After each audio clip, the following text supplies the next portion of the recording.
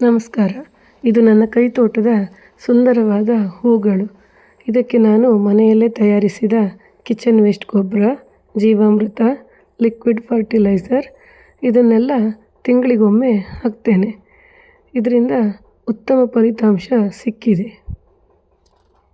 Grow ಬ್ಯಾಗಲ್ಲಿ ಗಿಡಗಳನ್ನು ನೆಡುವಾಗ ಬುಡದಲ್ಲಿ ತೂತಿಗೆ 2 ಕಲ್ಲನ್ನು ಇಟ್ಕೊಂಡು ಆಮೇಲೆ ಮರಳು ಒಂದು 5% ಆಗುವಷ್ಟು ಮತ್ತು ಕೋಕೋಪೀಟ್ ಒಂದು 20%, 20% ಗೊಬ್ಬರ ಮತ್ತು 40% ಆಗುವಷ್ಟು ಮಣ್ಣು, ಮೇಲ್ಗಡೆ ಸ್ವಲ್ಪ ಒಂದು 5% ಆಗುವಷ್ಟು ಬೇವಿನ ಹಿಂಡಿಯನ್ನು ಹಾಕಿ ಮಣ್ಣನ್ನು ತಯಾರು ಮಾಡಿ ಅದರೊಳಗೆ ಗಿಡ ನೆಡಬೇಕು.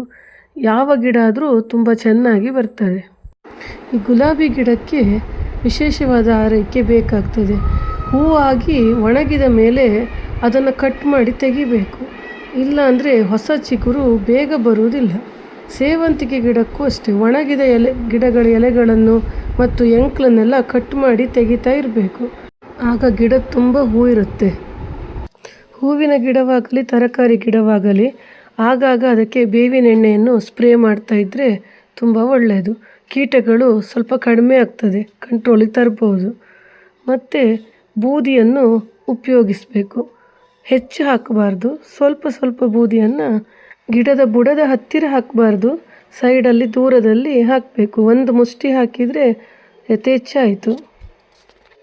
ಈಗ ಮಳೆಗಾಲ ಕಳೆದು ಹಿಂಗಾರು ಮಳೆ ಶುರುವಾಗುವ ಸಮಯ. ಈಗ ತರಕಾರಿ ಬೀಜಗಳನ್ನು ನೆಟ್ಟರೆ ಬೇಸಿಗೆಯಲ್ಲಿ ತಾಜಾ ತರಕಾರಿ ಮನೆಯಲ್ಲೇ ಬೆಳೆಯಬಹುದು. ತೊಂಡೆಕಾಯಿ, ಹೀರೆಕಾಯಿ, ಸೋರೆಕಾಯಿ, ಪಡವಲಕಾಯಿ, ಮೆಣಸು, ಬದನೆ ಎಲ್ಲ ಬೀಜವನ್ನು ಇದು ಸೂಕ್ತವಾದ ಸಮಯ ನೆಡಲಿಕ್ಕೆ. ಇನ್ನೂ ಬೇರೆ ಗಾರ್ಡನ್ ವಿಷಯದನ್ನು ಆಗಾಗ ಹಾಕ್ತಾ ಇರ್ತೇನೆ. ನನ್ನ ಚಾನಲನ್ನು ಶೇರ್ ಮಾಡಿ, ಲೈಕ್ ಮಾಡಿ, ಸಬ್ಸ್ಕ್ರೈಬ್ ಮಾಡಿ.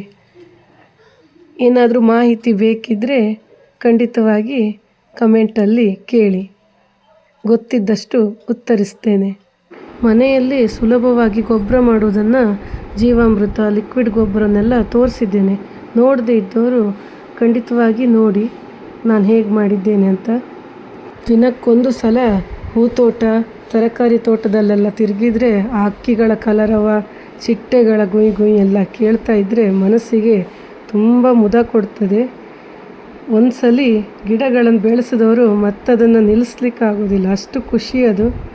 ನಿಮ್ಮೆಲ್ಲರ ಮನೆ ಎದುರು ಸುಂದರವಾದ ಕೈತೋಟ ನಳನಳಿಸಲಿ. Thank you.